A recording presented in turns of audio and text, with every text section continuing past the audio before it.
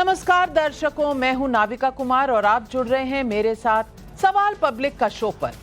3 तलाक, 370 और राम मंदिर के बाद मोदी शाह वाली सरकार अब वक्फ को लेकर पूरे विपक्ष के सामने खड़ी हो गई है। डेडलाइन आ गई है, कल दोपहर 12 बजे। लेकिन सवाल यह है कि क्या वक्फ पर 240 वाली बीजेपी ने नंबर गेम पूरा कर रखा है? क्या नीतीश कुमार, नायडू, चिराग, उद्धव, कुछ कम्युनिस्ट आखिर में पाला बदल लेंगे? दर्शकों, संसद का हर पल विशेष होता है, लेकिन लोकतंत्र के मंदिर के कुछ लम्हे इतिहास की स्याही बन जाते हैं। कल कुछ ऐसा ही होने जा रहा है क्या? बीजेपी ने अपने सांसदों को लोकसभा और राज्यसभा दोनों जगह 3 लाइन का व्हिप जारी कर दिया है। उधर इंडिया अलायंस में बैठक पर बैठक हो रही है। कांग्रेस ने लोकसभा सांसदों को व्हिप भी जारी किया है। सवाल पब्लिक का है कि क्या मनमानी के आरोपों में घिरे वक्फ बोर्ड कल के बाद बिना दांत के बचेंगे? पक्ष विपक्ष में राजनीति हो रही है। इन सब के बीच जेडीयू के नेताओं ने संजय झा और लल्लन सिंह की गृह मंत्री अमित शाह के साथ आज मुलाकात हुई। मैं आपको बता दूं कि वक्फ बिल का विरोध कर रहे असदुद्दीन ओवैसी ने नीतीश, नायडू, जयंत चौधरी और चिराग पासवान का नाम लेकर वक्फ बिल के खिलाफ भड़काने की कोशिश भी की है। उधर हिंदू मामलों पर मुखर रहने वाले सुप्रीम कोर्ट के वकील विष्णु जैन भी मोदी के वक्फ बिल को अधूरा बता रहे हैं। सवाल है कि वक्फ बाय यूजर और वक्फ ट्रिब्यूनल के सामने ही अपील की गुंजाइश जैसे प्रावधान क्या अब इतिहास बन जाएंगे? और क्या इतने भर से वक्फ की मनमानी खत्म हो जाएगी? इस पर तार्किक बहस से पहले एक बार फैक्ट चीट आपके लिए, आइए देख लें।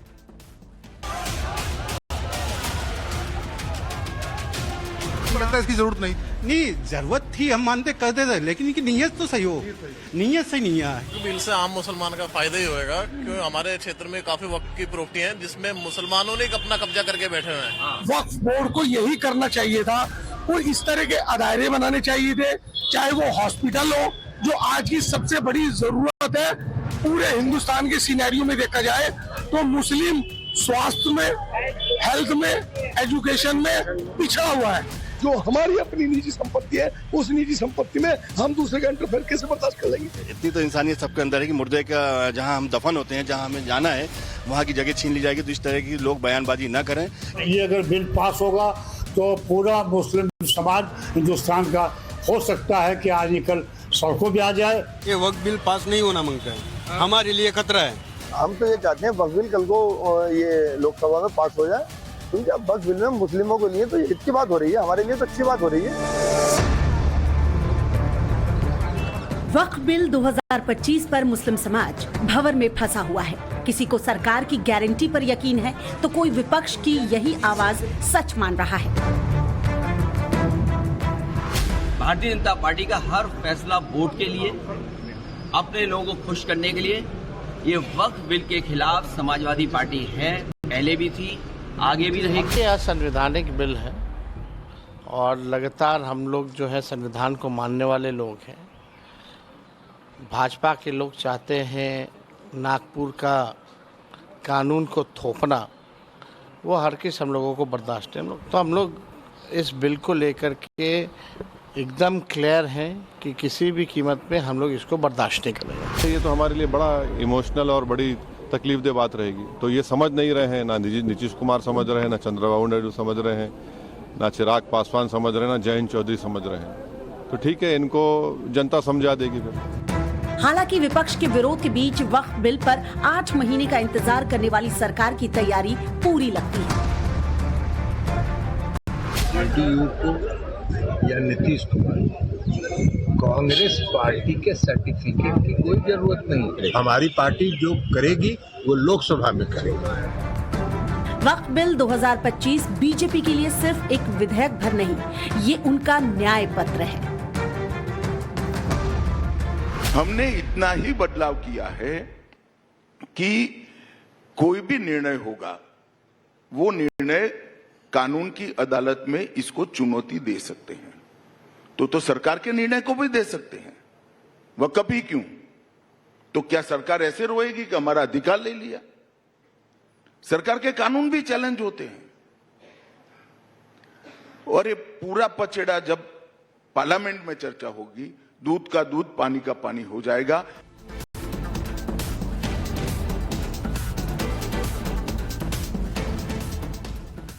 और आज सवाल पब्लिक पूछ रही है, वक्फ बिल 2025 पर मोदी शाह के पास पूरा नंबर या आखिरी वक्त पर बड़ा उलटफेर।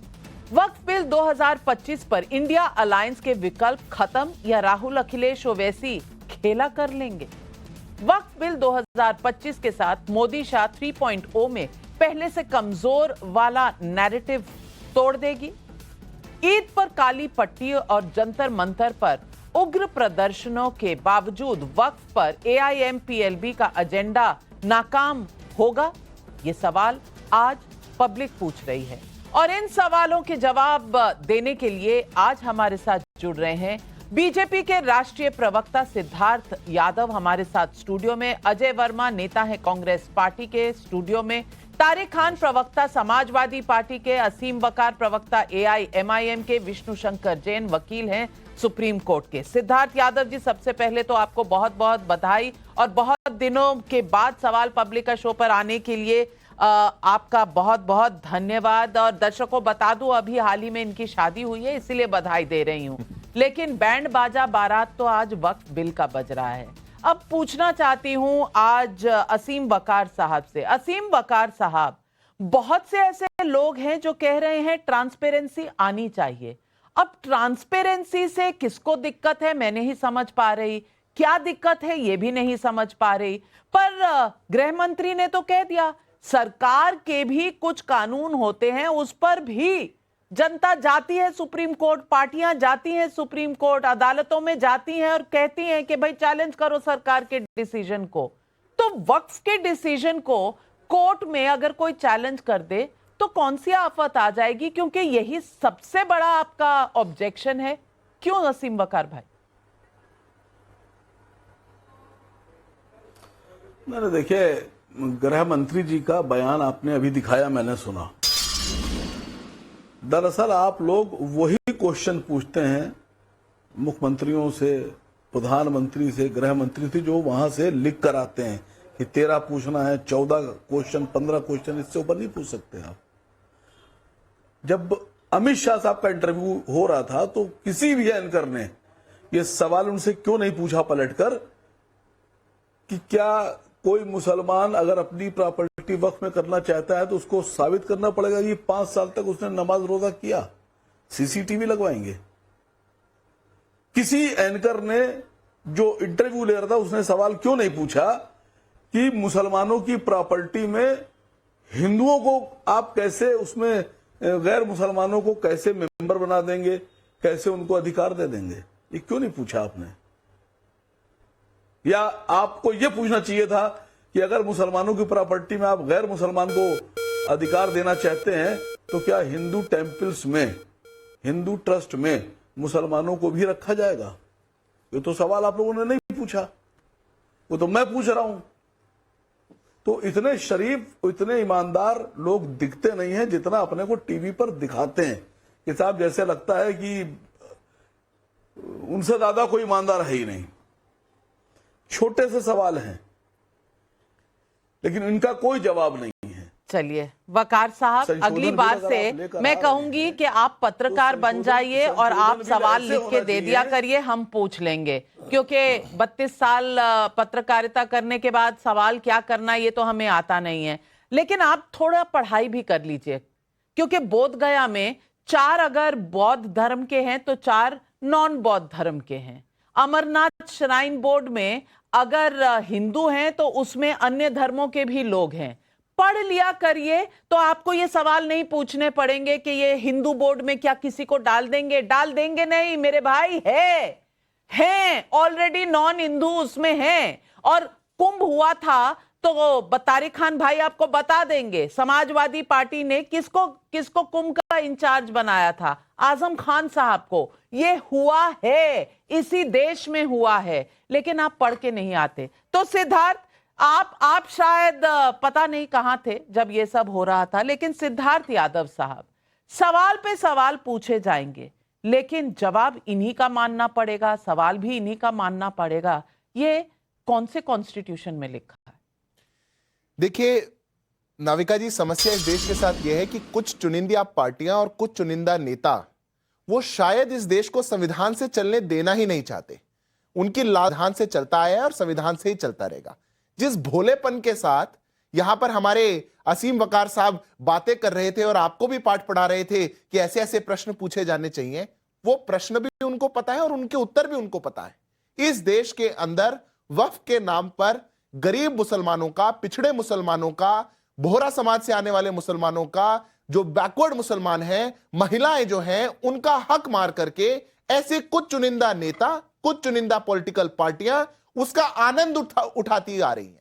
आज उस आनंद पर सेंध लग रही है, आज उसमें ट्रांसपेरेंसी आ रही है, आज उसमें सहभागिता बढ़ रही है, आज उसको डिजिटाइज किया जा रहा है, तो इनको बड़ी समस्या आ रही है। वो कह रहे हैं पूछना चाहिए था कि और जगह पे क्यों नहीं होता। कुछ उदाहरण तो आपने दिए, जो हिंदू बोर्ड्स हैं, जो हिंदू रिलीजियस स्थान है, जहां पर ऐसा होता है। मैं तो कहता हूं सबसे पहले वक्फ क्या है, असीम वकार साहब जाकर के सुन लीजिएगा, और मेरे से मत सुनिए, देश की सुप्रीम कोर्ट से सुनिए और देश के हाई कोर्ट से सुनिए। It is not a religious body. और अगर मेरे को केरला हाई कोर्ट को कोर्ट करते हुए कहना हो तो केरला हाई कोर्ट कहता है Waqf board is a statutory body, pure and simple, it is not representative body of the Muslim community. ऐसे ही अलग अलग हाई कोर्ट्स ने कहा हुआ है। उसके बावजूद आप लोग एक भ्रांति फैला रहे हैं, मस्जिदें छीन ली जाएंगी, जो प्रैक्टिस पद्धति है, सेक्युलरिज्म है, उस पर आघात है। मैं तो आपसे विनम्र आग्रह करता हूं, इस भ्रांति और भ्रम की दुनिया से बाहर निकलिए। जितने भी बोर्ड हैं, और आप आग्रह करेंगे, नविका जी अलाउ करेंगी, तो मैं यहां पर लिस्ट लेकर के आया हूं। आंध्र प्रदेश में जो हिंदुओं के बोर्ड चलते हैं उसमें कोई सिर्फ हिंदू रहे ऐसा प्रावधान नहीं है। मध्य प्रदेश में नहीं है, महाराष्ट्र में नहीं है। ऐसे अलग अलग राज्य जहां पर, राजस्थान के अंदर, तेलंगाना के अंदर, अलग अलग राज्यों के अंदर जो एक्ट्स बने हुए हैं, पब्लिक ट्रस्ट एक्ट्स बने हुए हैं, जिसके आधार पर प्रॉपर्टीज को रखा जाता है फॉर रिलीजियस रूल्स, वहां पे कहीं भी नहीं है कि केवल हिंदू रहेगा। तो ये सेक्युलर देश में ऐसा कैसे हो सकता है?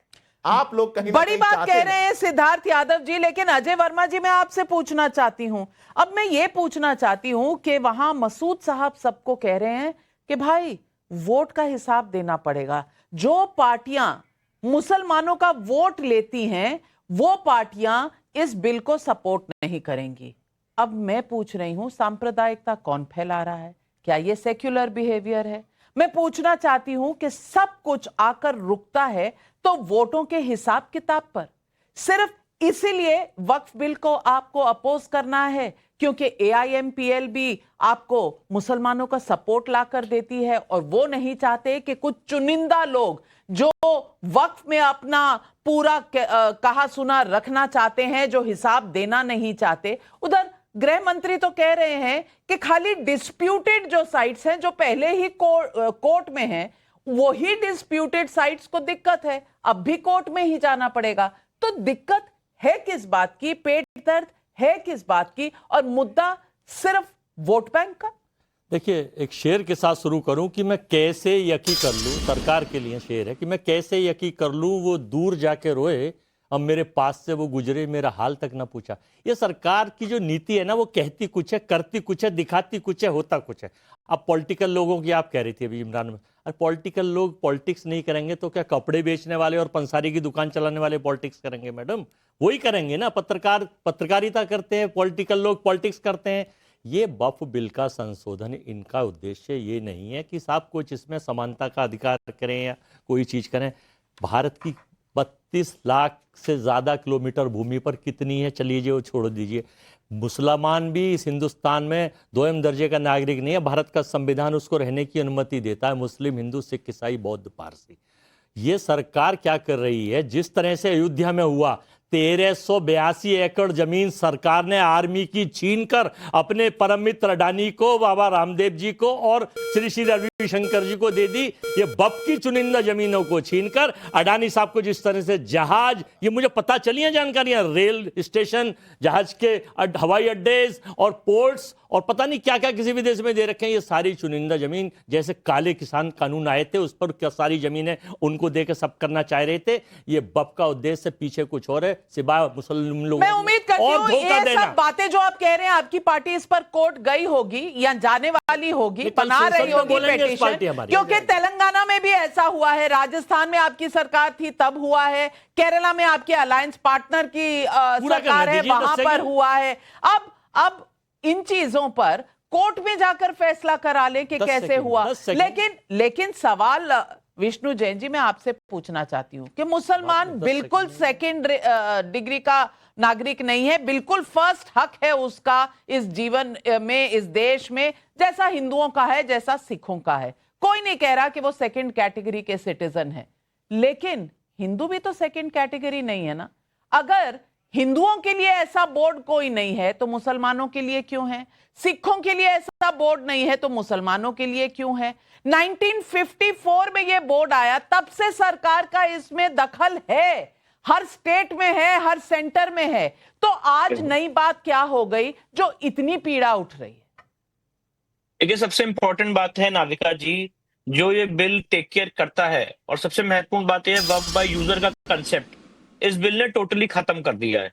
तो अगर आपके पास कोई कागज नहीं है और आप जो पहले प्रचलन चल रहा था कि आप किसी भी संपत्ति को यूज कर रहे हैं, ये भी नहीं पता कितने साल से यूज कर रहे हैं, तो वो वक्फ बाय यूजर की श्रेणी में आ जाता था और वो वैलिड वक्फ माना जाता था। तो इस बिल ने ये तो टेक केयर किया है कि वक्फ बाय यूजर खत्म कर दिया है। अगर आपको वक्फ करना है तो उसके लिए प्रॉपर वक्फ डीड होनी चाहिए और उसके लिए क्राइटेरिया दे दिए हैं कि किस किस आधार पर वक्फ डीड होगी। Point number 1। पॉइंट नंबर 2, इस बिल ने जो आर्बिट्ररी पावर्स थी, असीमित अधिकार थे, जैसे जो संविधान के आर्टिकल 14 के भी विरोध में सेक्शन 40 जो कहता था कि वक्फ बोर्ड किसी भी संपत्ति को वक्फ संपत्ति घोषित कर सकता है, ट्रस्ट और सोसाइटी की संपत्ति को घोषित कर सकता है, उस सेक्शन को पूर्णतः रिपील कर दिया है। जो वक्फ ट्राइब्यूनल में एक पावर थी कि इस्लामिक लॉ का जानकार उसमें रहेगा एज जज के रूप में, उसको हटा दिया है। इसके साथ साथ जो सेक्शन 107 था, जो लिमिटेशंस उनको बचाता था, उसको हटा दिया है।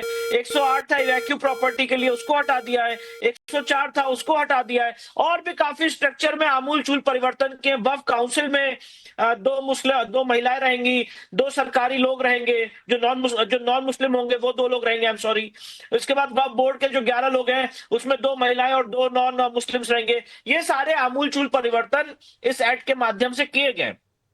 बहुत अच्छी बात है, मैं इस बिल की तारीफ करता हूं, पर जो मेरी तारीफ है नाविका जी वो कंडीशनल तारीफ है, क्योंकि ये बिल थोड़ा अधूरा है। और ये सवाल आपने होम मिनिस्टर साहब से भी पूछा था अपने इंटरव्यू में कि क्या इसका रेट्रोस्पेक्टिव ऑपरेशन होगा। तो मेरा ऐसा मानना है, जो मैंने स्टडी की है, सेक्शन 3C पढ़ लीजिए नाविका जी। सेक्शन 3C में प्रोटेक्शन दिया है गवर्नमेंट प्रॉपर्टी को, कि अगर कोई सरकारी संपत्ति गलत ढंग से वक्फ घोषित हो गई है तो वो घोषणा नहीं मानी जाएगी पूर्व में, और कलेक्टर उसका इंक्वायरी करेगा और रेवेन्यू रिकॉर्ड्स को ठीक करेगा। मेरा सवाल है आज आपके माध्यम से, ये प्रोटेक्शन किसी नॉन मुस्लिम को, ये प्रोटेक्शन किसी ट्रस्ट या सोसाइटी की संपत्ति को या ASI की संपत्ति के लिए क्यों नहीं है? और ये हमारा सजेशन भी था JPC के सामने, जिसको इग्नोर किया गया। दूसरी सबसे इंपॉर्टेंट बात जो इनकम्प्लीट है ये बिल, उसमें सेक्शन 6 में एक शब्द यूज है पर्सन एग्रीव्ड, और ये पर्सन एग्रीव्ड कांग्रेस सरकार लेके आई थी 2013 में सुप्रीम कोर्ट के 2 जजमेंट को ओवरराइड करते हुए। बोर्ड ऑफ मुस्लिम वक्फ के केस में 1979 सुप्रीम कोर्ट, और फातिमा बेगम का केस 2010 सुप्रीम कोर्ट। इन दोनों जजमेंट में सुप्रीम कोर्ट ने कहा था पर्सन इंटरेस्टेड, जो पहले शब्द यूज था, उसकी श्रेणी में नॉन मुस्लिम्स नहीं आते हैं। इस जजमेंट को पलटने के लिए 2013 में सेक्शन 6 में शब्द यूज किया गया पर्सन एग्रीव्ड, और अभी सुप्रीम कोर्ट का लेटेस्ट जजमेंट आ गया राशिद वली बेग के केस में, जिसमें सुप्रीम कोर्ट ने कहा है कि पर्सन एग्रीव्ड की श्रेणी में नॉन मुस्लिम भी आते हैं। तो ये पर्सन एग्रीव्ड को पर्सन इंटरेस्टेड करना चाहिए था। ये बहुत इंपॉर्टेंट जवाब दीजिए सिद्धार्थ यादव। सिद्धार्थ यादव, मुसलमान तो आपसे परेशान है, वहां विष्णु जैन ने भी 2 बहुत अहम सवाल उठाए हैं, जवाब देखिए नाविका जी, विष्णु जी के सुझाव जो हैं, या देश भर से जो सुझाव JPC के पास भी आए थे और पहले जो ड्राफ्ट इस बिल का बनाया जा रहा था, उन सब सुझावों को मान करके इनकॉर्पोरेट करके इस पूरे बिल को बनाया गया है। एक बात जो सेक्शन 40 को हटाने को लेकर के है कि वक्फ कभी भी आगे जाकर के क्लेम नहीं कर सकता, या फिर किसी सरकारी संपत्ति पर अगर ऐसा एक आक्षेप पहले लगाया गया है, तो मैं मानता हूं कि बहुत वेलकमिंग स्टेप है। और जितनी भी समस्याएं इसमें जो इंक्लूजन को लेकर के थी वो इसमें समाहित की गई हैं। कल जब बहस इस पर होगी, एक ऐतिहासिक दिन जब वक्त को लेकर के हमारे सदन के अंदर गहन चर्चा होगी, तो मैं मानता हूं कि और भी कुछ जो हमारे डाउट्स होंगे वो भी दूर हो सकेंगे। पर मैं दो बात कहना चाहता हूं, एक छोटी सी बात है, बड़ी यहां बात कही जा रही थी अजय जी द्वारा भी, माइनॉरिटी जो इस देश के अंदर है, माइनॉरिटी की बड़ी बात की जाए, क्योंकि संविधान माइनॉरिटी का बड़ा ख्याल रखता है। माइनॉरिटी में माइनॉरिटी की बात कौन करेगा? माइनॉरिटी में माइनॉरिटी की बात कहां जाएगी? माइनॉरिटी में माइनॉरिटी है महिलाएं, माइनॉरिटी में माइनॉरिटी है पसमानदा, माइनॉरिटी में माइनॉरिटी है बोहराज, माइनॉरिटी में माइनॉरिटी है लोकतंत्र में लोकतांत्रिक तरीके से चलाइए। आप जैसे लोग जी नहीं, ये गलत फहमी फैला रहे हैं, वैसी यही तो हो रहा है जो पैसा लूटे और अपने पास फैला रहे हैं। अगर ये चलता चलेगा, शरिया से नहीं चलेगा। ये शरिया से चलाना चाह रहे हैं ये देश। नहीं, शरिया से कैसे चलेगा? ये चलाना चाह रहे हैं शरिया से, संविधान से चलाना चाहते हैं। संविधान का तो यूज ही नहीं करते। संविधान की हमेशा धज्जियां उड़ाते हैं, कभी काले कानून ले आते हैं, कभी बफ कानून ले आते हैं, जब चाहे अमेंडमेंट कर लेते हैं। ऐसा नहीं चलता। आप बताइए कांग्रेस पार्टी क्यों महिला विरोधी है? ऐसा नहीं चलता। शामिल ना हो। आप बताइए, आप सनातनवादी आदमी हैं। तारिक खान भाई से मैं पूछना चाहती हूँ, तारिक खान भाई आपको दिक्कत किससे है? क्या वक्फ बोर्ड में महिलाएं आ जाएंगी, उनको हक मिलने लगेगा, महिलाओं के हक को वो देखेंगी? क्या इस बात से आपको दिक्कत है? आपको दिक्कत इस बात से है कि कोई भी डिस्प्यूट जो है वो कोर्ट में जाया करेगा? आपको इस बात से दिक्कत है कि हर चीज वेबसाइट पर दिखेगी कि कौन सा वक्फ का प्रॉपर्टी कहां पर है, किसका है, कैसे है, और पूरी तरीके से जो वक्फ प्रॉपर्टी है उसका एक ट्रांसपेरेंटली आपको भी दिखेगा, मुझे भी दिखेगा, बाहर बैठे जो इंसान है उनको भी दिखेगा। आपको किस चीज से दिक्कत है तारिक खान साहब? पुराने एक्ट में कहीं नहीं लिखा हुआ है कि काउंसिल में, वक्फ काउंसिल में महिलाएं मेंबर नहीं रह सकती। इसीलिए तो संशोधन है, इसीलिए तो लिखा नहीं हुआ है। मैम सुनिए बीच में प्लीज, कहीं नहीं लिखा हुआ है कि महिलाएं मेंबर नहीं हो सकती हैं। कोई भी मेंबर हो सकता है, उसको रोका नहीं गया। पॉइंट नंबर 1 आपने अमित शाह साहब ने और जैन साहब ने, please don't interrupt, please it's 46 time चल रहा है। आपने अमित शाह साहब ने और जैन साहब ने आर्टिकल 14 की बात की और कहा कि जो करंट बिल में 40 का प्राविधान है वो कहता है कि कोर्ट नहीं जा सकते। ठीक है, बहुत अच्छी बात है। और आर्टिकल 14 कहता है right to exercise go to court. ठीक है, अच्छी बात है। नए कानून में एक प्राविधान किया इन्होंने कि 6 महीने में सारी प्रॉपर्टियां रजिस्टर कर दो। अगर नहीं रजिस्टर होती हैं, कुछ भी मामला हो जाता है, तो आप कोर्ट नहीं जा सकते। Now where is article 14? It's somewhere, कहीं छुप गया आर्टिकल 14, मुझे दिख नहीं रहा है। क्योंकि अगर 6 महीने में आपने रजिस्टर नहीं किया तो कोर्ट जाने का अधिकार मुसलमानों से छीन लिया गया। इसी कानून में, उंगली मत दिखाइए, पहले सुनिए पूरी, इसी कानून में कहा गया। और अभी भी कहा गया कि जो 95 वाला कानून था वो शरीयत से चल रहा था। कौन सा 95 के कानून में शरीयत की बातें लिखी हुई थी? मुझे जरा बताइए, 95 के कानून में कौन सी ऐसी बातें लिखी हुई थी जो शरीयत की बातें कर रही थी? अब बताते हैं क्या कह रहे हैं। वक्फ बाय यूजर कैसे? अच्छा चलिए भाई, अभी आप इक्वालिटी की मैम बात कर रही थी कि सब बराबर हैं हिंदू मुसलमान। क्या हिंदू टेंपल से, क्रिश्चियन चर्च से, गुरुद्वारे से भी पूछा जाएगा कागज दिखाने के लिए? ऐसे किसी कानून की तरफ कल हम बढ़ेंगे भाई, कल आगे कदम बढ़ाएंगे कि कागज भाई आपकी मस्जिदों से थोड़ी कोई कागज मांग रहा है। हर वक्त प्रॉपर्टी मस्जिद नहीं होती। आप मंदिरों को बीच में ला रहे हैं। हर मस्जिद जो है वो वक्त प्रॉपर्टी नहीं है। मस्जिदों को कोई छू नहीं रहा। ये डर का माहौल क्यों बना रहे हैं? विष्णु जैन जी मुझे बता दीजिए, तारिक खान की बातों में कहां इतने बड़े बड़े लूप होल हैं? मैं तारिक भाई से पूछना चाहता हूं कि जरा अभी गूगल कर लेना। नाविका जी, अभी किस्सा यहीं समाप्त हो जाएगा। आज तो इंफॉर्मेशन टेक्नोलॉजी का दौर है। जरा वक्फ अमेंडमेंट एक्ट 2024 का सेक्शन 3B पढ़ लें। इसमें कहां लिखा है कोर्ट नहीं जा सकते? Where is section 3B? Section 3B साफ लिखा हुआ है, अगर 6 महीने में रजिस्टर जमीनें हो दिखाइए, जो बची हुई हैं, जो बची हुई है, मैं दिखा रहा हूं, मैं कह रहा हूं दिखाइए सेक्शन 3B। कोर्ट जाने का अधिकार नहीं होगा। अब 14 का उल्लंघन नहीं हो रहा है। अभी 40 दिखाइए, पुराने बिल के 40 सेक्शन से 14 आर्टिकल उल्लंघन हो रहा था फंडामेंटल राइट का। देखिए नाविका जी, मैं इनसे कितने प्यार से पूछ रहा हूँ। सेक्शन 3B वक्फ अमेंडमेंट एक्ट में लिखा हुआ है कि आपको 6 महीने के अंदर ब्यौरा देना है। इसमें ये कहां लिखा है कोर्ट नहीं जा सकते? रजिस्टर करना। नहीं, ब्यौरा देने से डरते क्यों हैं? कागज दिखाने से डरते क्यों हैं? इस साल का इनकम टैक्स है तो उसकी भी तो डेडलाइन होती है ना, इनकम टैक्स की भी तो डेडलाइन होती है, उसी पीरियड में देना होता है। लेकिन आपको उसके लिए भी अलग कानून चाहिए होगा, आपको सड़क पर गाड़ी चलाने के लिए भी अलग कानून चाहिए होगा, आपको अपनी जमीन लेने के लिए भी अलग कानून, हर चीज के लिए अलग कानून नहीं मिलेगा तारिक भाई। और यही संविधान की खूबी है कि हर आदमी इस देश में जो रहता है वो संविधान से चलेगा। और यही सवाल सब पब्लिक भी पूछ रही है। महेंद्र हरित का कैथल हरियाणा से सवाल है, वक्फ बोर्ड को अगर कानूनी स्क्रूटिनी के दायरे में लाया जाए तो मुस्लिम नेताओं के पेट में दर्द क्यों होता है? प्रदीप कुमार हैदराबाद से पूछ रहे हैं, 1995 और 2013 में कांग्रेस ने वक्फ के कानून बनाए तो वो संवैधानिक, और अगर आज बीजेपी संसद के रास्ते से कोई नया वक्फ बिल लाने जा रहा है तो इसे असंवैधानिक कैसे कहा जा रहा है? जवाब दीजिए अजय वर्मा जी। देखिए, हम जो बिल लेकर आए थे वो संशोधन किया गया था। सरकार संशोधन कुछ नहीं कर रही, अपने तरीके से अपना वाला बिल एक पूरा बनाना चाहती है जिसमें संशोधन का नाम लिया जा रहा है। और मैं देखिए, चंद्रबाबू नायडू साहब और नीतीश कुमार जी दोनों को 2-2 लाख करोड़ रुपए का जो पैकेज मिला है, मैं तो अंतरात्मा की आवाज पे उनसे कहूंगा, उन्हें अगर ये लगे कि हाँ ये वास्तव में ठगी और धोखा है तो वो वोट करें, नहीं तो बिल्कुल साथ जाएं सरकार के। हालांकि वो करेंगे नहीं। आप उद्धव ठाकरे को मना लें, आप चंद्रबाबू नायडू पर ये सवाल तो है। चंद्रबाबू नायडू जी ने भी कहा है कि वो सोचकर बताएंगे, उधर जेडीयू भी कह रही है सोचकर बताएंगे।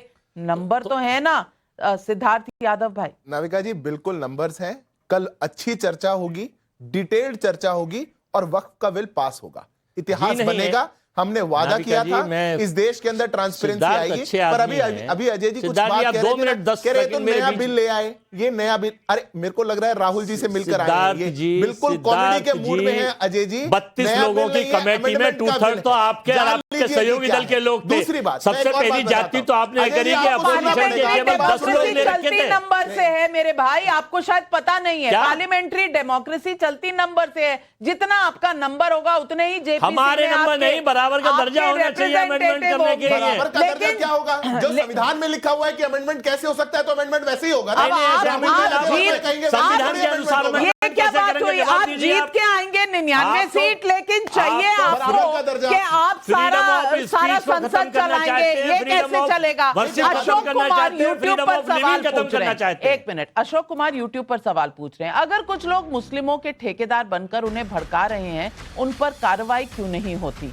नरेश चंद्र शुक्ल का हरदोई उत्तर प्रदेश से सवाल है, जब कुंभ का इंचार्ज आजम खान को बनाया गया था तब तो किसी ने आपत्ति दर्ज नहीं कराई, लेकिन वक्फ बोर्ड में गैर मुस्लिम सदस्यों के प्रावधान पर इतना शोर क्यों?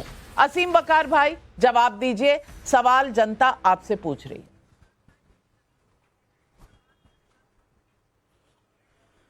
भाई, आप हमारी बात सुनने पर तैयार नहीं है।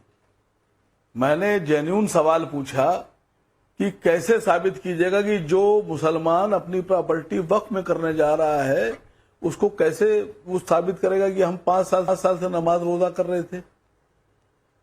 मैं कह रहा हूं मेरी अभी मूड है कि मैं, या किसी का मूड है कि मैं भी प्रॉपर्टी दे दूं, बिल आने के बाद फिर क्या होगा? क्या आप हर घर में आप सीसीटीवी लगाइएगा? आप इस पे बोलने पर तैयार नहीं है। आप इस तरह की बात कर रही हैं कि जैसे लग रहा है कि सरकार ने जो बिल पेश कर दिया है वो अजर अमर हो गया, उसके अलावा कोई बिल आ ही नहीं सकता। प्राविधान आप अगर ला रहे हैं, जिसके लिए ला रहे हैं, उनको मंजूर भी तो होना चाहिए। बिल्कुल, मैंने कब कहा कि वो मैं तो कह रही हूँ कि आप डिबेट के लिए रुक जाइए। आप आज से ही डर फैला रहे हैं, मैं तो कह रही हूँ रुक जाइए, कल देखिए तो सही बिल में है क्या। सिद्धार्थ यादव जी, मैं एक जवाब देता हूं। बार बार असीम वकार साहब कह रहे हैं कि 5 साल होगा, कैसे साबित करेंगे? ये प्रावधान असीम वकार साहब इसलिए है कि कल को राहुल गांधी आकर के बाहर ये कह दें कि मैं मुसलमान हूं और राजीव गांधी फाउंडेशन की सारी संपत्ति जो मेरे नाम पर है मैं देना चाहता हूं, तो उनको 5 साल के लिए इंतजार करना पड़े। ये इसलिए ताकि अखिलेश बाबू, अन्य लोग अगर आकर के जो इस होड़ में लगे हुए हैं कि कैसे मुस्लिम वोट बैंक को हम कब्जा लें, तो हम वो आकर के 5 साल का इंतजार करना पड़े। केवल अडानी साहब जैसे अडानी पोर्ट, अडानी रेल, मुसलमान जहाज अडानी आपको कौन रोक रहा है? देने के लिए जैसे अयोध्या में किया, मैंने पहले भी कहा, आपकी मंशा को देश की सरकार सरकार करना चाहती है, चैलेंज करता हूं केवल आपको अपने नमिता जी। मित्र को वो पैसा जितनी जमीन वक्त देना की चाहती जमीनें है। हैं, ये नोट करिए आप मेरी जैसे बात को। politicians किसानों का ने बिल उन भी आपने जमीनों को वापस लिया, कब्जा तो रखा जमीन भी है। देना आप चाहते हैं। बोलिए, मैं ब्यौरा दे सकता हूं। हैदराबाद में, हैदराबाद सेंट्रल यूनिवर्सिटी का जो 400 एकड़ का लैंड है ना, वो कांग्रेस पार्टी की सरकार वहां पर हथिया रही है, और आप यहां अडानी की चिंता कर रहे हैं। हम आप बिल्कुल वहां नहीं क्या हथिया कर रहे, हम बिल्कुल नहीं हथिया रहे। जो वहां पर अजय वर्मा जी रात के अंधेरे में जाकर वहां जो कर रहे हैं वो देश देख रहा है। लेकिन सवाल इस बात का है कि नंबर पर तय होता है सब कुछ। अब तारिक खान साहब, मुझे बता दीजिए, उद्धव ठाकरे साथ आएंगे? ये इंडिया अलायंस साथ आएगी? चंद्रबाबू नायडू के बड़े सवाल पूछते हैं, नीतीश कुमार के बड़े सवाल पूछते हैं। आप कम से कम अपनी अलायंस की बात तो करें। मैम, यहाँ वही वाली बात है कि बाल कट रहे थे तो पूछा गया कि कितने बाल हैं, तो कहा गया अभी गिरेंगे तो आगे गिन लीजिएगा कितने बाल हैं, कितने बाल कटे। तो इसका मतलब यही है, कल पता चलेगा। और सबको अपने स्टेट में चुनाव लड़ना है।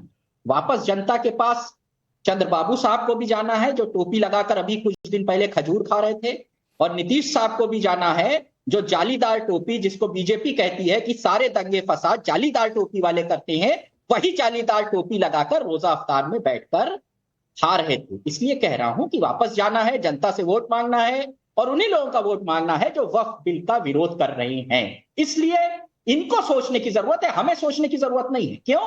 क्योंकि इनको जरूरत है वोटों की। इसीलिए चंद्रबाबू नायडू ने अपने स्टेट में कहा था कि हम मस्जिदों की दीवारें इकबाल मसूद को तो वोटों की बहुत जरूरत है। कांग्रेस पार्टी तो वोटों के लिए ही कर रही है। उनको कोई वक्फ की लैंड या मुसलमानों की चिंता नहीं है। उनको चिंता इस बात की है कि मुसलमान के वोट ले रहे हैं, तो ये पे बैक टाइम है कि नहीं सिद्धार्थ जी? देखिए, निश्चित तौर पर पहली बात तो कह रहे थे बाल काटे जाएंगे, बाद में बता दिए जाएंगे। अरे बाल ही नहीं है सर पे, ठेकेदारी बंद होने जा रही है आपकी, क्या बाल काटने जाएंगे? ये जो लोग, कुछ पार्टियां जो ठेकेदारी कर रही हैं, बिल्कुल जनता के बीच में जाइएगा, बार बार जाइएगा। अरे आपको क्यों मिर्ची लगती है? हर 2 मिनट में आपको मिर्ची लग जाती है जैसे बोलने लगो तो। कितना ठेकेदारी इस देश के अंदर बंद होने जा रही है, और जो लोग ठेकेदारी करते थे उनको जनता ही जवाब देने जा रही है, क्योंकि आपने उनको हकों से वंचित रखा। कितने झूठ बोलोगे आप? पहले आप बोल लीजिए, कितने झूठ बोलोगे आप? कौन सी बात बोल रहे हैं आप? बोल लीजिए। शेर सुनाया था पहले कि मैं कैसे यकीन कर लूं, आप शायरी में बैठे ना, मुशायरा है मेरे पास से मुशायरे में सुनाइएगा। मेरा आपका रिकॉर्ड खराब है। 2014 से 25 तक अजय वर्मा जी चिल्लाने पर आ जाएं तो यहाँ बहुत लोग चिल्ला सकते हैं, पर चिल्लाने से आपकी बात गलत भी सही नहीं होती। लेकिन रुक जाइए, आप अपनी बात खत्म करिए। मैं 2 बात कहना चाहता हूं, और नविका जी आपके शो को बहुत लोग देखते हैं, करोड़ों दर्शक देख रहे हैं। कल वक्फ का बिल आने जा रहा है। मैं आग्रह करता हूं आपके शो से, देश के सभी मुसलमानों से, माइनॉरिटी से, हिंदू समाज के लोगों से, आप डरिए मत, इनके भय में मत आइए। ये लोग डराएंगे, आपको बौखलाएंगे। आप कल की सदन की चर्चा को सुनिएगा, क्योंकि बहुत लोग एक्सपोज होने जा रहे हैं। भोपाल के अंदर 24,000 स्क्वायर फीट की सराय सिकंदरी की जमीन पर 1800 स्क्वायर फीट पर कब्जा हो रखा है। हैदराबाद के अंदर 75% वक्फ की प्रॉपर्टी पर कब्जा हो रखा है। कौन लोग हैं कब्जा करने वाले? कौन लोग हैं जो लखनऊ में कब्जा कर रहे हैं? कौन लोग हैं जो भोपाल में कब्जा कर रहे हैं? ये लोग, ये चुनिंदा लोग जो अपनी दुकान चला रहे हैं, ये केवल इन लोगों का दर्द है। मैं देश के सभी नागरिकों से आग्रह करता हूं, इनके भय में मत आइए। इनकी और साहब की मजबूरी है, मालिक का हुक्म मानना है। अजय वर्मा जी, वो कहावत कई है, मैं भी सुना सकती हूँ। वो कहा भी जाता है, चोरों को सारे नजर आते हैं चोर। तो आप इस तरह से बात नहीं करिए, आप एविडेंस लाइए, बताइए और देश को समझाइए। कोर्ट चले जाइए ना, आप कोर्ट जाते नहीं है, एविडेंस आपके पास है नहीं, बस स्टूडियो में बैठ के चिल्लाना और दूसरों को बोलने ना देना। एक मिनट, मैं दर्शकों के सवाल, क्योंकि पब्लिक आपकी भी बॉस है। महेश ठक्कर का वडोदरा से सवाल है, पूरे गांव पर वक्फ बोर्ड का कब्जा हुआ, 1500 साल पुराने मंदिर वक्फ संपत्ति घोषित हो गए, तो ऐसे मामलों पर पीड़ित पक्ष को न्याय क्यों ना मिले? क्या ये सवाल जायज नहीं है विष्णु जैन साहब? और ये बिल न्याय कहां दे रहा है? ये बिल न्याय कहां दे रहा है उन लोगों को जो पूर्व में जिनकी संपत्ति संपत्ति घोषित हो गई है? पर जो डिस्प्यूटेड है उस पर तो इस बिल का दखल है ना? नहीं नाविका जी, यही मैं समझा रहा हूं। सेक्शन 3C जो है उसको पढ़ लीजिए। सेक्शन 3C पूर्व में जो संपत्ति वक्फ संपत्ति घोषित हो गई है, अगर वो सरकारी संपत्ति है तो उस पर इंक्वायरी होगी। और पूर्व में जितनी वक्फ संपत्ति उनसे ब्यौरा मांगा गया है, पर जो हिंदू समाज की, जैन समाज की, सिख समाज की या अलग अलग समुदाय की या ट्रस्ट की या सोसाइटी की या एएसआई की संपत्ति अगर वक्फ संपत्ति घोषित हो गई है तो उस पर रेट्रोस्पेक्टिव इफेक्ट नहीं है। और यही शर्त थी कोई सहयोगी दल की। तो ये सबसे बड़ी जवाब दीजिए सिद्धार्थ यादव जी। उसमें रेट्रोस्पेक्टिव की आवश्यकता नहीं है। और मैं विष्णु जी से भी बड़े आग्रह पूर्वक और बड़े हम्बलनेस के साथ आग्रह करता हूं और दर्शकों को भी बताता हूं, देश के अंदर एक Waqf assets management system of India है, उसका कुछ डेटा मैं आपको बता देता हूं। 8.72 लाख रजिस्टर्ड वक्फ प्रॉपर्टी है देश के अंदर, 37 लाख एकड़ से ऊपर उनकी प्रॉपर्टी है, उनमें से 4 लाख प्रॉपर्टीज तो वक्फ बाय यूजर की है। अब वक्फ बाय यूजर को अगर हमारा नया एक्ट जब तक कागज नहीं बता दिए जाएंगे, जब तक उसका डीड नहीं दिखाया जाएगा, उसको मान्यता नहीं देगा, तो वो प्रॉपर्टी फिर चाहे किसी हिंदुस्तान की होगी, सिख स्थान की होगी, किसी गरीब मुसलमान की होगी, किसी पसमानदा मुसलमान की होगी या किसी सरकारी जमीन की होगी, तो उसको चैलेंज किया जा सकता है। 1088 ही रजिस्टर्ड वक्फ डीड्स हैं देश के अंदर। तो ये जो ट्रांसपेरेंसी लाई जा रही है, इसमें सभी को लाभ होगा। और देश के अंदर चाहे फिर वो गरीब व्यक्ति रहा हो जिसका अतिक्रमण किया गया, या फिर कोई अन्य पंथ को, धर्म को मानने वाला सेक्युलर व्यक्ति इस देश का था जिसको ऐसे लूट खसोट के वक्फ के एक्ट के तहत प्रताड़ित किया गया था, सबको मैं मानता हूं कि इसमें राहत मिलने जा रही है और यह इतिहास कल बनेगा। विष्णु जैन जी कन्विंस नहीं हुए। विष्णु जैन जी, देखिए, मैं ये कहना चाहता हूं, मेरे ब्रदर हैं, मेरे भाई हैं, और मैं बहुत ही संजीदगी से, बहुत प्यार से बात कहना चाहता हूं कि सेक्शन 3C में जो प्रोटेक्शन गवर्नमेंट प्रॉपर्टी के लिए, नाविका जी, वैसा प्रोटेक्शन और धर्मों की प्रॉपर्टी के लिए, नॉन मुस्लिम की प्रॉपर्टी के लिए, सोसाइटी या ट्रस्ट की प्रॉपर्टी के लिए नहीं है, जो पूर्व में घोषित हो चुकी है। तो इसके रेट्रोस्पेक्टिव इफेक्ट नहीं है, ये बहुत ही फिक्स बात है। अब इसमें होगा क्या, जो मेरे भाई ने यहाँ पे बात कही कि उसको लाने की जरूरत नहीं है। आप डेटा तो मांगेंगे सेक्शन 3B में, नो डाउट, सही कह रहे हैं, उतनी बात सही कह रहे हैं कि सेक्शन 3B में डेटा मांगेंगे, पर डेटा मांगने के बाद क्या करेंगे इसका कोई प्रावधान नहीं है। सेक्शन 3B में 6 महीने के अंदर डेटा देना है, पर डेटा लेने के बाद क्या होगा उस संपत्ति का, इसका प्रोविजन नहीं है। जैसे सेक्शन 3C में अमेंडमेंट बिल के, मैं अमेंडमेंट बिल देख के बात कर रहा हूं, और गलत हो तो मुझे सर गलत बताएं। सेक्शन 3C में जो सरकारी संपत्ति है, अगर वो गलत घोषित हो गई है तो उसके लिए ऑर्डर दिया है सेक्शन 3C में कि रेवेन्यू ऑफिसर या कलेक्टर रेवेन्यू रिकॉर्ड्स को ठीक करेगा। वेरी गुड, पर ये प्रोटेक्शन मुझे भी तो मिलना चाहिए था। ये प्रोटेक्शन बाकी संपत्तियों को भी तो मिलना चाहिए था। असीम वकार साहब, आप सोच रहे हैं आपकी कोई चिंता नहीं कर रहा, पॉइंट बाय पॉइंट रिबटल कर रहे हैं, जमीन आपसे ले नहीं पा रहे। विष्णु जैन जी, आप अब भी चिंतित नजर आ रहे हैं, इतने फिक्रमंद हो गए हैं आप। जवाब दीजिए सिद्धार्थ भाई, ताकि असीम वकार साहब को भी थोड़ा चैन आए। मैं एक छोटा सा क्लैरिफिकेशन बस दे देता हूं, क्योंकि विष्णु जी बार बार 3B और 3C का जिक्र कर रहे हैं।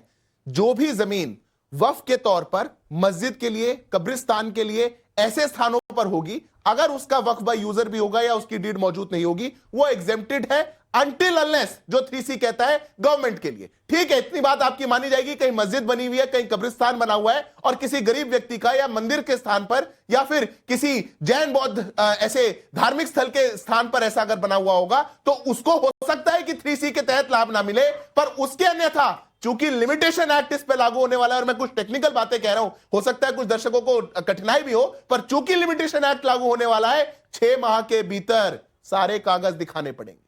कागज तो दिखाने पड़ेंगे। ये देश, संविधान, ये कागजों से चलेगा। ये देश की प्रॉपर्टीज ये डिजिटाइज होकर के चलेंगी। किसी ना किसी बहाने आप कागज मांग लेते हैं, और इसी बात से असीम वकार साहब को दिक्कत है, तारिक खान को दिक्कत है। मैं जल्दी से बता दूं कि एक्स और यूट्यूब पर हमने एक क्विक सर्वे किया। हमने पूछा कि वक्फ बिल पर मुसलमानों को भड़काने वालों की दुकान कल के बाद क्या बंद होगी। सैंपल साइज 20,000 लोग हाँ कहते हैं 84%, नहीं कहते हैं 13%, कह नहीं सकते 3%। ये दर्शकों का एक सर्वे है। लेकिन तारिक खान भाई, दिक्कत किस बात की? कागज दिखाने की? कागज तो दिखाने पड़ते हैं ना। इनकम हो तो इनकम टैक्स के लिए, जीएसटी हो तो जीएसटी के लिए, अब वक्फ है तो वक्फ के लिए। सरकारी डिस्प्यूट की बात हुई। उत्तर प्रदेश में कितने डिस्प्यूट हैं? जो सर्वे कमीशन का अधिकार था वो डीएम को दे दिया गया, और उत्तर प्रदेश में 57,000 से ज्यादा वक्फ बोर्ड के डिस्प्यूट गवर्नमेंट से हैं। अब डीएम अपने खिलाफ तो कभी ऑर्डर करेगा नहीं, क्योंकि सर्वे कमिश्नर के सारे अधिकार उठा के डीएम को दे दिए गए। अब डीएम की ही जमीन वक्फ बोर्ड से, और एक बात है, क्या अगर डिफेंस की जमीन है उसका सरकार से मुकदमा नहीं चल रहा है? केंद्र सरकार का लखनऊ में इतना बड़ा मुकदमा डिफेंस के साथ चल रहा है, फन मॉल के पास, आपको मैं क्या बताऊं।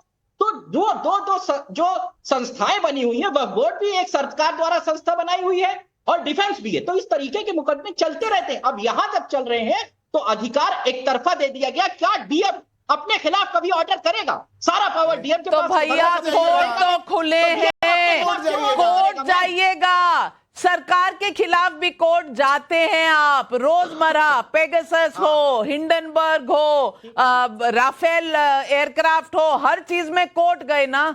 कोर्ट से जब दूध का दूध पानी हो गया तभी वापस लौट कर आए, तब भी नहीं मानते कई बात आप। लेकिन आज अगर कोर्ट जाने के लिए रास्ता खोल दिया गया है तो बहुत दिक्कत है।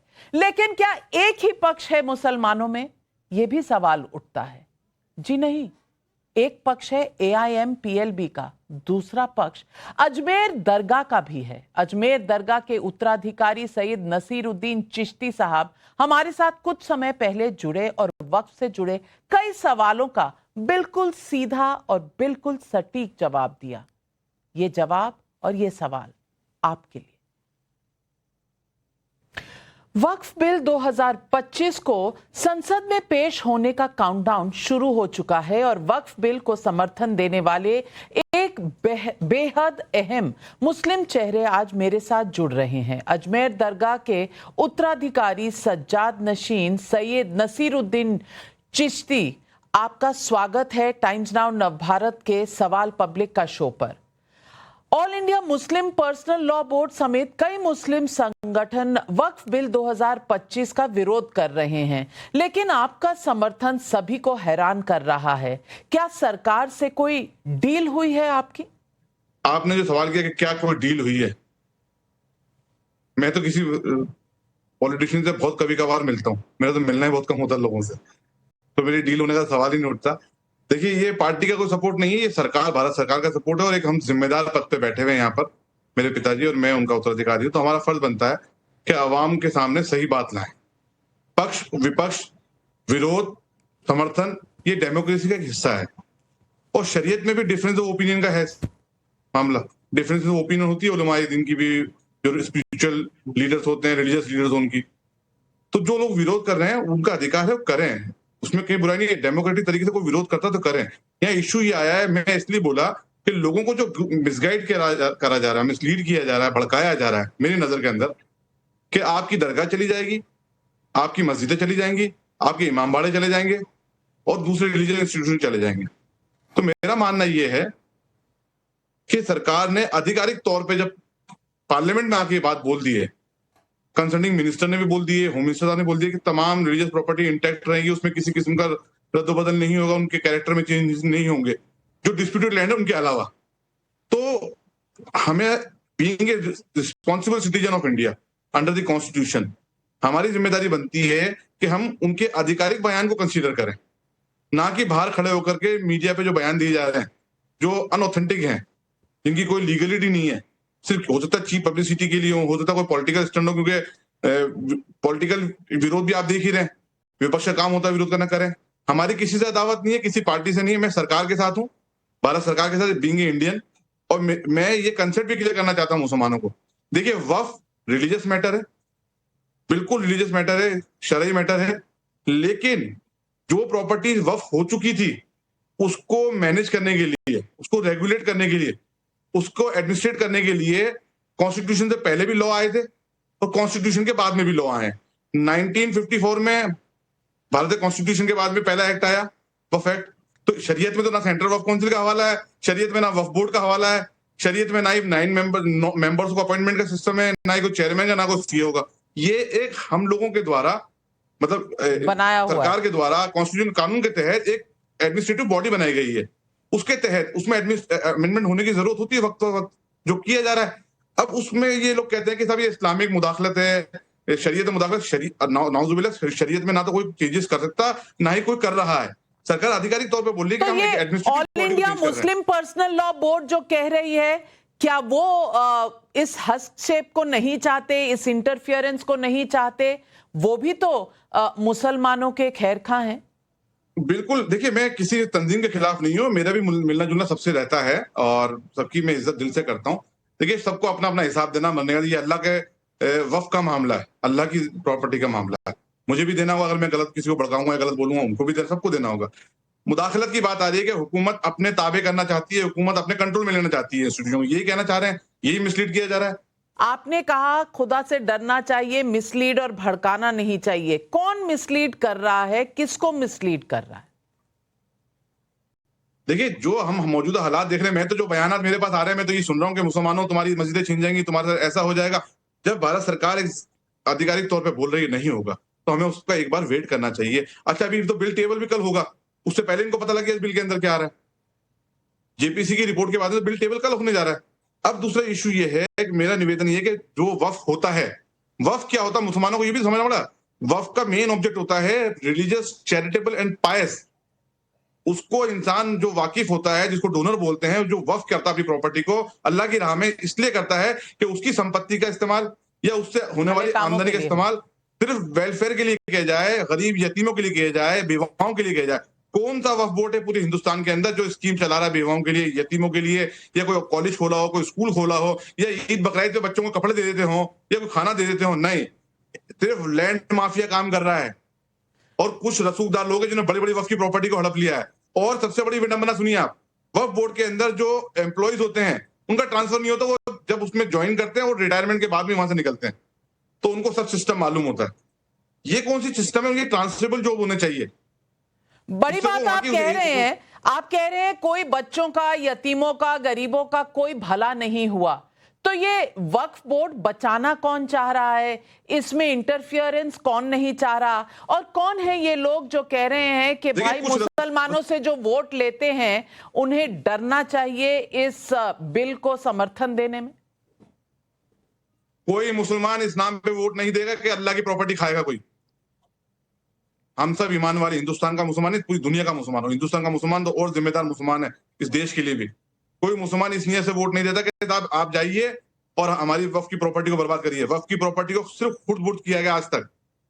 एक पूरा ग्रुप है, कुछ रसूखदार लोगों का है जिन्होंने वक्फ की बड़ी बड़ी अरबों रुपए की प्रॉपर्टी को कैप्चर कर रखा है। कुछ लोग ऐसे हैं जो लैंड माफिया हैं, जो वक्फ की प्रॉपर्टी को जनरल प्रॉपर्टी बना के ट्रांसफर कर देते हैं और उनका किराया जाहिर सी बात 250-300 करोड़ का बताया गया बजट, जबकि होना चाहिए कम से कम 5 से 10 हजार करोड़ का, और उसको काम में लिया जाना चाहिए। हम यही तो कह रहे हैं, ट्रांसपेरेंसी आना जरूरी है।